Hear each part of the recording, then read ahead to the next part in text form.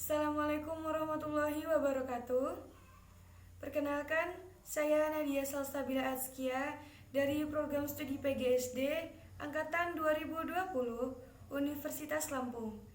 Di sini saya akan mereview materi tentang pramuka siaga, yaitu pengertian, tingkatan, kegiatan, dan upacara dalam siaga. Pengertian siaga. Siaga adalah sebutan bagi anggota pramuka yang berumur 7-10 tahun. Disebut pramuka siaga karena sesuai dengan kiasan masa perjuangan bangsa Indonesia, yaitu ketika rakyat Indonesia menyiagakan dirinya untuk mencapai kemerdekaan dengan berdirinya Budi Utomo pada tahun 1908 sebagai tonggak awal perjuangan bangsa Indonesia. Satuan terkecil dalam pramuka siaga disebut barung, dan satuan-satuan dari beberapa barung disebut perindukan. Setiap barung beranggotakan 5-10 orang pramuka siaga dan dipimpin oleh seorang pemimpin barung yang dipilih oleh anggota barung itu sendiri. Masing-masing pemimpin barung ini nanti akan memilih satu orang dari mereka yang akan menjadi pemimpin barung utama yang disebut sulung. Sebuah perindukan terdiri dari beberapa barung yang akan dipimpin oleh sulung. Kehidupan siaga masih berkisar di seputar keluarga, ada ayah dan ibu. Keluarga merupakan pusat aktivitasnya. Atas dasar hal tersebut, pembinaan siaga dikiaskan sebagai keluarga bahagia di mana terdapat ayah, ibu, dan paman serta bibi. Kode kehormatan dalam pramuka siaga. Kode kehormatan bagi pramuka siaga ada dua. Yang pertama disebut Dwi Satya dan yang kedua disebut Dwi Dharma. Adapun isinya adalah Dwi Satya. Demi kehormatanku, aku berjanji akan bersungguh-sungguh menjalankan kewajibanku terhadap Tuhan, Negara Kesatuan Indonesia, dan mengikuti tata krama keluarga. B. Dwi Dharma. Siaga berbakti kepada ayah dan ibundanya, siaga berani dan tidak putus asa. Dua kode kehormatan yang disebutkan di atas adalah standar moral bagi seorang pramuka siaga dalam bertingkah laku di masyarakat. Jadi kalau ada seorang anggota pramuka siaga yang tingkah lakunya tidak sesuai dengan standar moral ini, dia belum bisa disebut pramuka siaga seutuhnya.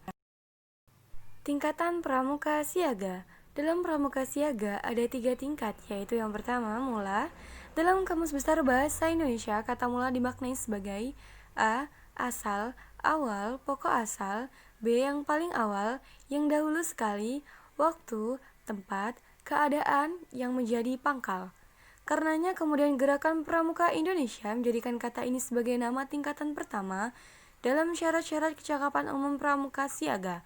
Hal ini mengandung filosofi bahwa saat pramuka siaga, sebagai golongan pramuka yang paling kecil, mencoba menyelesaikan syarat-syarat kecakapan umum pramuka siaga mula, diibaratkan sebagai awalan atau pangkal dari proses pendidikan kepramukaan yang diharapkan menjadi dasar bagi kehidupan peserta didik di kemudian hari. Yang kedua, bantu. Siaga bantu mengkiaskan tingkatan kecakapan siaga yang dapat membantu pekerjaan-pekerjaan tertentu. Yang ketiga, tata. Siaga tata mengkiaskan tingkat kecakapan siaga sudah diikutsertakan untuk menata karya kesiagaan.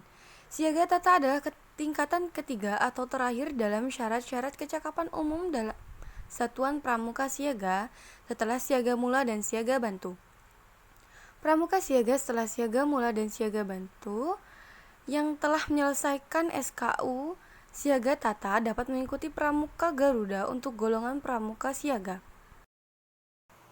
Kegiatan pramuka siaga. Kegiatan atau pertemuan yang dikhususkan bagi anggota pramuka siaga adalah pesta siaga.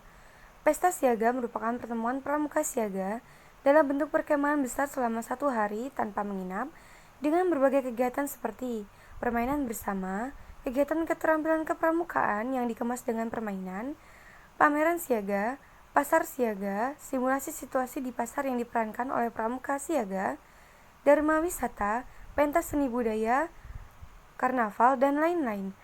Pesta siaga dapat dilaksanakan di tingkat koordinator desa, kuartir ranting, kuartir cabang, dan kornil. Upacara pembukaan dan penutupan latihan perindukan siaga. 1. Upacara pembukaan latihan perindukan siaga. A. Pemeriksaan kebersihan dan kerapihan anggota.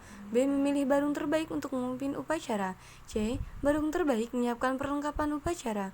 D. Pemimpin upacara memanggil anggota perindukan untuk membentuk lingkaran besar mengelilingi standar bendera.